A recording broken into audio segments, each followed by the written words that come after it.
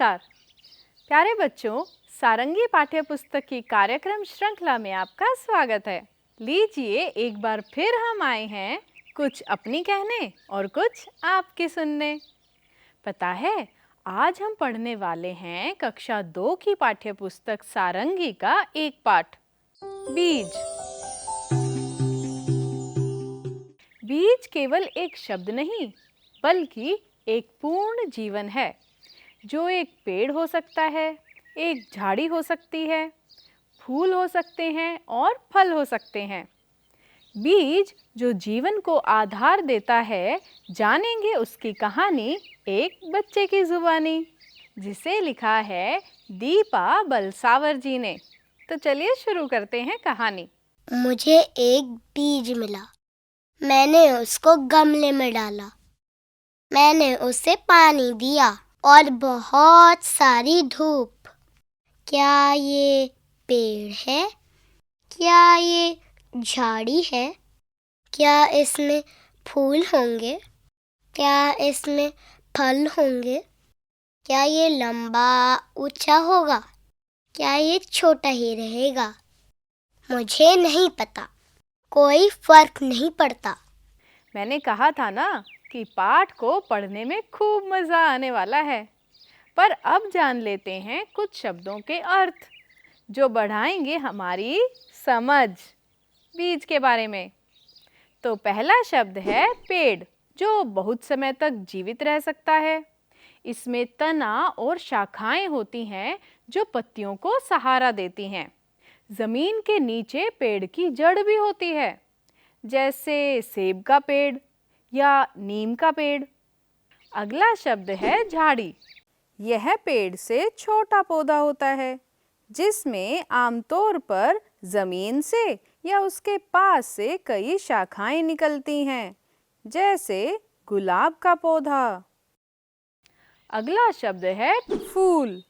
पौधे का वह भाग जो खिलता है, उसे फूल कहते हैं। फूलों से बीज बनते हैं, जो नए पौधों को जन्म देते हैं। अगला शब्द है फल।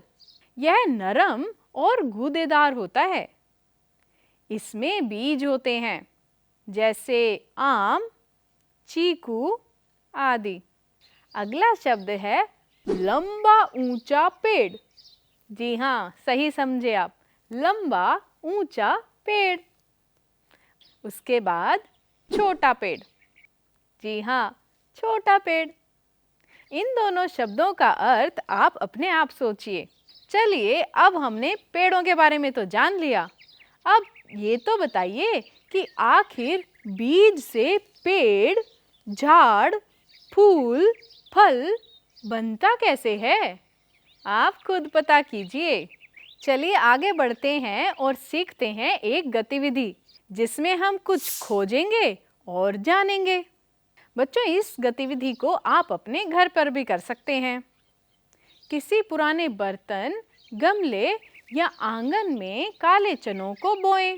कुछ ही दिनों बाद चनों से हरे भरे छोटे छोटे डंठल और पत्ते उगने लगेंगे। देखें उन्हें उगने में कितना समय लगता है और कितने पानी और धूप की आवश्यकता होती है। आप इस पूरी प्रक्रिया को ध्यान से देखिए, क्योंकि इसी में छिपा है सीखने का हुनर। चलिए, ये सब तो हो गया। अब समय है कुछ बातचीत करने का। आप ये बताइए कि बीज कहाँ कहाँ से मिल सकता है? सही सोचा आपने। बीज हमें फलों से, पेड़ों के नीचे से, अपने घर में भी मिल सकता है। इसके अलावा आप बीज को दुकान से भी खरीद सकते हैं।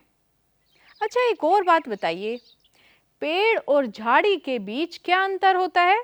बताइए। इस बारे में हम पहले भी बात कर चुके हैं। इसका उत्तर आपको खुद सोचना है। आइए देखते हैं अगला प्रश्न। कोई फर्क नहीं पड़ता का क्या मतलब है? हमें पूरी ईमानदारी से अपना कार्य करते रहना चाहिए, चाहे फिर उसका फल कुछ भी हो। कहने का मतलब ये है कि हमें तो बस बीज बोना है, अब चाहे वह पेड़ बने, झाड़ी बने, फूल दे या फल दे, हमें कोई फर्क नहीं पड़ता। हमारे लिए तो ये सब ही लाभकारी हैं।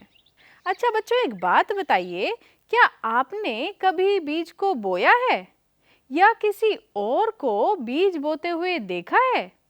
यदि नहीं तो दिखाई गई वीडियो को एक बार फिर देखिए और किसी पुराने बर्तन, गमले या अपने आंगन में बीज बोइए और उसके उगने की प्रक्रिया को अपनी कॉपी में ज़रूर लिखें। इस पूरी प्रक्रिया को देखकर आपको खूब आनंद आएगा। अच्छा बच्चों, एक प्रश्न और, बीज बोने के लिए किन किन चीज़ों की आवश्यकता होती है? सही सोच रहे हैं आप। बीज, मिट्टी, गमला, पानी और धूप, इन सब चीज़ों की ज़रूरत तो पड़ेगी ही। मुझे विश्वास है आपने बीज की कहानी न केवल पढ़ी होगी बल्कि बीज से पेड़, झाड़, फल और फूल बनने की प्रक्रिया को जाना भी होगा। आप इस तरह के नए नए कार्य करते रहिए, क्योंकि कर्म ही जीवन है और जीवन ही कर्म है। पढ़ते रहिए, करते रहिए और यूं ही मुस्कुराते रहिए। फिर मिलेंगे एक नई रोचक कहानी के साथ। तब तक के लिए नमस्कार।